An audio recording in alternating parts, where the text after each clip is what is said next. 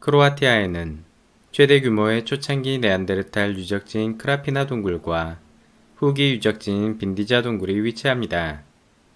페보는 오래된 크라피나 유골보다 신선한 4만 년 전 빈디자 유골에 희망을 걸었습니다. 네안데르탈인의 뼈에서 과연 핵 DNA를 얻는 것이 가능한지 먼저 파악하기 위해 부담이 덜한 빈디자 동굴곰 뼈를 가지고 실험을 시작했습니다. 팀원들은 수개월간 동굴곰 뼈에서 핵 DNA를 추출하기 위해 사력을 다했으나 증폭 산물을 전혀 얻지 못했습니다. 낙담한 페보는 좀 더 가능성이 높아 보이는 용구 동토층의 메모드 유해를 가지고 핵 DNA 추출에 도전했습니다. 만약 얼어붙은 메모드 유해에서도 핵 DNA를 찾지 못한다면 네안데르탈 뼈를 가지고 백날 시도해봤자 아까운 뼈와 시간만 낭비할 것이 뻔했습니다. 1999년 다행스럽게도 14,000년 전 메모드 이빨 한 점에서 핵 DNA를 추출하는 데 성공했습니다. 이는 플라이스토세 후기 시대에 얻어낸 최초의 핵 DNA 서열이었고 연구팀은 환호했습니다. 그러나 용구 동토층에서 발견된 네안데르탈 유해는 존재하지 않기 때문에 새로운 기술이 절실했습니다. 마침 2000년부터 차세대 유전 혁명으로 불린 피로 시퀀싱 기계들이 만들어지기 시작했습니다. 기존의 박테리아 클로닝 증폭 방식은 많은 양의 DNA가 손실되는 데 반하여 피로 시퀀싱은 유전자 연기에 결합된 발간 물질의 신호를 컴퓨터로 자동 인식하기 때문에 손실이 적고 속도가 매우 빨랐습니다. 2005년 피로 시퀀싱 기술을 도입해 수차례 실패했던 빈디자 동굴곰 뼈에서 드디어 389개의 핵 DNA를 추출하는 데 성공했습니다. 추출된 총 DNA의 2.7%밖에 되지 않은 미량이었지만 고대의 뼈에서 핵 DNA가 파괴되지 않고 존재함을 증명해낸 최초의 성과였습니다. 다음은 mtDNA 순도가 가장 높았던 빈디자 80번 샘플을 가지고 피로 시퀀싱 기술을 적용해 네안데르탈 핵 DNA를 추출하는 데 도전했습니다. 다행히 실험은 성공했지만 핵 DNA 추출률은 겨우 0.003%로 너무나 미미했습니다. 이런 방식으로는 30억 개 전체 연기 서열을 파악하기 위해선 최소 10kg 이상 뼈가 필요함을 뜻했습니다. 그렇게 많은 뼈를 구하는 것은 불가능할 뿐만 아니라 만약 시료를 구하더라도 기계를 돌리는데 수백억 원의 비용이 청구될 것입니다. 하지만 어쨌든 중요한 점은 고대인의 뼈에서 핵 DNA를 추출하는 데 성공했다는 가능성이었습니다. 2006년 전세계 유전학자들의 최대 모임인 미국 롱아일랜드 학회에서 페보는 먼저 동토층의 메모드와 빈디자 동굴곰 유골에서 핵 DNA를 3%가량 추출하는 데 성공했음을 발표했습니다.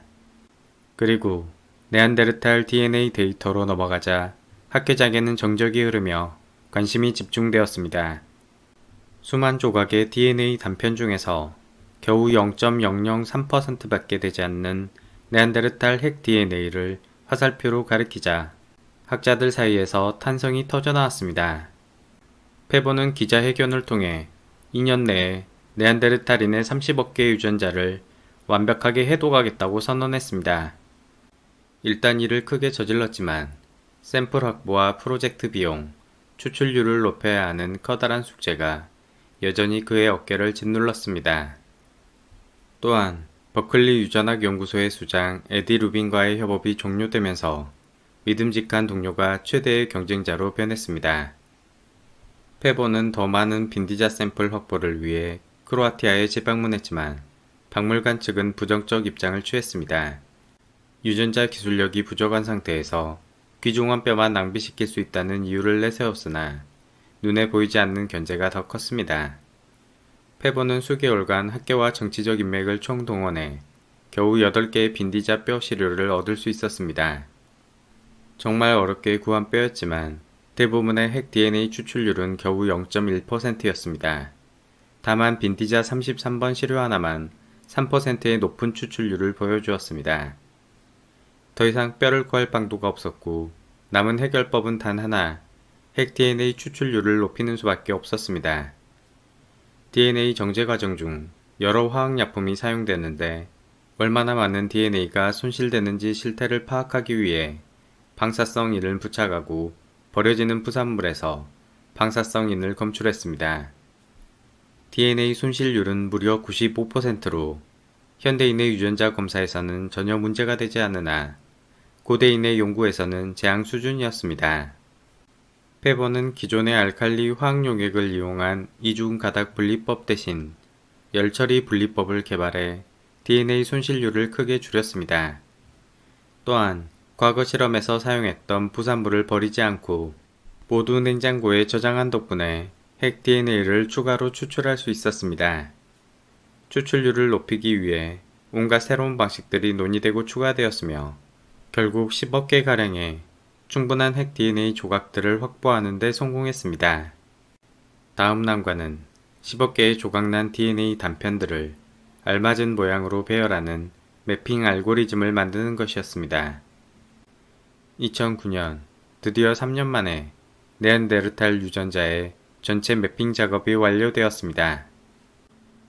이제는 핵 DNA 서열을 토대로 네안데르탈인과 초기 현대인이 언제 어떻게 분기되고 어떠한 유전자 교환이 있었는지를 해석해야만 했습니다. 페버는 프로젝트의 마침표를 찍기 위해 뛰어난 집단 유전학자인 데이비드 라이시와 몽고메리 슬라킨, 개돔 해독 전문가인 닉 패터슨을 초청했습니다. 11년 전 페버는 미토콘드리아 DNA 분석을 통해 네안데르탈인과 현대인 사이에 유전자 교환의 증거가 없다고 밝혔으며 여전히 이종 교배는 없었을 것이라 믿고 있었습니다. 만약 이종 교배가 있었다면 네안데르탈 유전자는 세대가 지나면서 점차 감소하다가 어느 순간 집단 내에서 유용한 유전자 형질들은 살아남아 더 이상 희석되지 않고 모든 구성원이 일정 비율의 네안데르탈 유전자를 가지게 될 것입니다. 이종 교배의 흔적을 찾기 위해 네안데르탈인과 프랑스인, 파푸아 뉴기니인, 중국인, 남아프리카 산족, 서아프리카 요르바족 총 5명을 선정하고 SNP를 비교 분석했습니다. SNP, 단일 염기 다양성이란 단 하나에서 염기 서열이 다른 유전적 변이를 가리키며 모든 유전자 분석의 밑바탕이 됩니다. 네안데르탈 SNP는 산족에서 49.9%, 요르바족 50.1%, 프랑스인 52.4%, 파푸아 뉴기인 52.1%, 중국인 52.6%에서 일치했습니다. 결과적으로 네안데르탈인은 아프리카 밖의 사람들에게 약 2%의 유전적 기여를 한 것이 명백했습니다. 다지역 기원소를 옹호하는 학자들은 네안데르탈인이 유럽인에게 유전적 영향을 미쳤을 것이라 예측했지만 오히려 실상은 동아시아인이 유럽인보다 네안데르탈 유전자를 20%가량 더 많이 보유하고 있었습니다. 초기 현생인류가 유럽에 도착하기 이전 이미 중동의 네안데르탈인과 혼합을 마친 상태에서 세계 곳곳으로 퍼져나갔다고 해석할 수밖에 없었습니다. 학자들은 네안데르탈 유전자를 흡수한 초기 현생인류가 46,000년 전 처음으로 동아시아에 도착했으며 유럽에는 조금 더 늦은 45,000년 전, 호주 대륙에는 42,000년 전 진출한 것으로 추정합니다. 아무리 그렇다고 해도 유럽의 초기 현생인류는 동아시아보다 훨씬 자주 네안데르탈인과 관계를 맺었을 것이고 더 높은 비율의 네안데르탈 유전자를 보유하는 게 이치에 맞습니다. 뭔가 납득이 되지 않습니다. 이를 설명하기 위해 페버는 노랑 엑스코피어가 주장한 대립 유전자 서핑 이론을 적용했습니다. 10만 년 전부터 6만 년 전까지 중동에서는 초기 현생인류와 네안데르탈인 사이에 기술적 우위가 명확하지 않았고 팽팽한 세력 균형을 유지하며 서로 공존했습니다. 하지만 6만 년 전 새롭게 아프리카 밖으로 진출한 제2의 초기 현생인류는 부싯돌과 뼈도구, 화살을 사용하는 진보된 기술의 부족민으로 페버는 이들을 따로 구분하기 위해 대체 집단, 리플레이스먼트 크라우드라고 명명했습니다. 대체 집단은 중동에 거주하던 기존의 현생인류 원주민과 네안데르탈인을 빠르게 정복하고 폭발적인 성장을 이루었으며 대체 집단의 유전자 점유율은 파도처럼 높게 치솟았을 것입니다. 이때 네안데르탈 유전자는 거센 파도에 흡수되어 세대를 거듭할수록 희석되다가 환경에 적합한 유전자만 살아남아 2% 내외로 유지됩니다. 나중에 유럽에서 추가적인 이종 교배로 획득된 네안데르탈 유전자는 양쪽으로 미미해 거의 포착되지 않거나 그다지 의미가 없어 사라졌을 수도 있습니다. 또한 네안데르탈인이 멸종된 후 추가적으로 아프리카에서 유럽으로 이주한 현생인류 집단이 아시아보다 훨씬 많아 희석 효과가 나타났을 가능성도 높습니다. 현대인과 네안데르탈인의 DNA 차이는 약 10만 개 정도로 추산됩니다.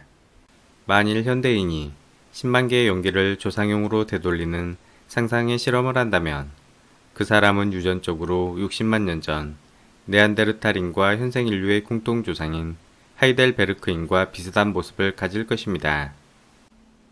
페보는 2010년 100여 명이 넘는 과학자들이 참여한 네안데르탈 게놈 프로젝트를 최종 정리하고 174페이지 분량의 논문을 사이언스지에 발표했습니다. 논문이 발표되자 학계뿐만 아니라 전 세계 언론과 일반인, 종교계까지 관심이 매우 뜨거웠습니다. 페보의 예상과 달리 대중들은 의외로 자신의 조상이 네안데르탈인과 이종 교배를 했다는 사실에 충격을 받지 않았습니다. 많은 남성들이 자신을 네안데르탈인으로 생각한다고 메일을 보낸 반면에 여성들은 대부분 자신의 남편이 네안데르탈인이 분명하다고 말했습니다. 현생 인류에게 남아있는 네안데르탈 유전자 대부분은 피부를 보호하고 병원체에 대항하는 면역 관련 유전자입니다. 유럽인 70%에서는 주근깨와 관련된 BNC2번 유전자가 주로 발견됩니다. 반면 동아시아인 60%에서는 각질 생성과 관련된 POU2F3 유전자와 피부의 탄력과 자외선 보호와 관련된 HYL2번 유전자가 발견됩니다. 아프리카 밖으로 진출한 현생인류는 네안데르탈인의 면역 유전자를 전해받음으로써 낯선 환경에 적응하는 데 도움을 받았던 것으로 생각됩니다. 하지만 이번 코로나 사태의 경우 호흡기 면역과 관련된 6종류의 네안데르탈 유전자를 많이 보유한 방글라데시인들은 과도한 면역 반응으로 치사율이 2배가량 높은 것으로 확인되었습니다. 네안데르탈 연구가 마무리되던 2009년 봄날 러시아의 유명 고고학자 아나톨리 데레비앙코로부터 작은 새끼손가락 뼈 하나가 페보에게 전해졌습니다. 처음엔 아무도 이 작은 뼈가 얼마나 엄청난 가치를 가지고 있는지 전혀 예상치 못했습니다. 다음은 데니소바인에 관한 내용이 이어지겠습니다. 끝까지 시청해주셔서 감사합니다.